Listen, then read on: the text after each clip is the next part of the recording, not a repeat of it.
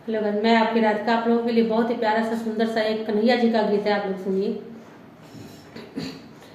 सुघर मुघर सरकार हो, श्याम खेले अंगनवा। सुघर मुघर सरकार हो, श्याम खेले भवनवा।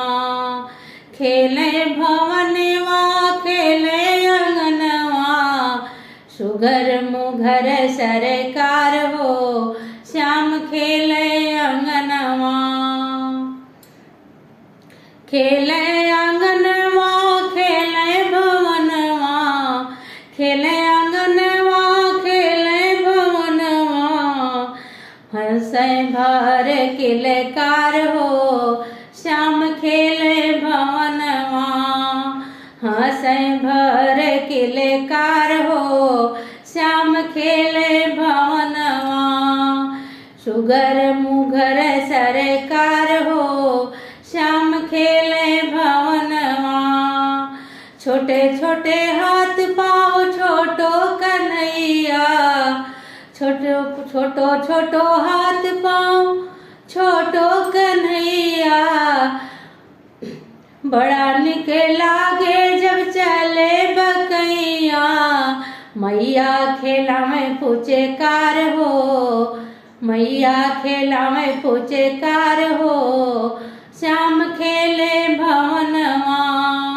मैया खेला में पुचकार हो, श्याम खेले भवनवा। सुघर मुघर सरकार हो, श्याम खेले भवनवा। खेले भवनवा खेले अंगनवा। सुघर मुघर सरकार हो, श्याम खेले अंगनवा। हाथों में कंगन माथों में चंदन। हाथों में कंगन माथों में चंदन।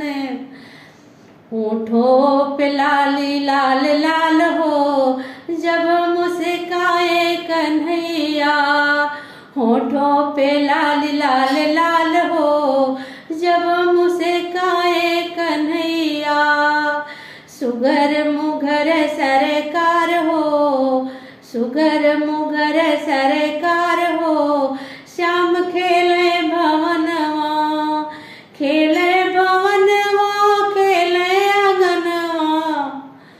हंसी हंसी भरे किलकार हो, श्याम खेले भवनवा।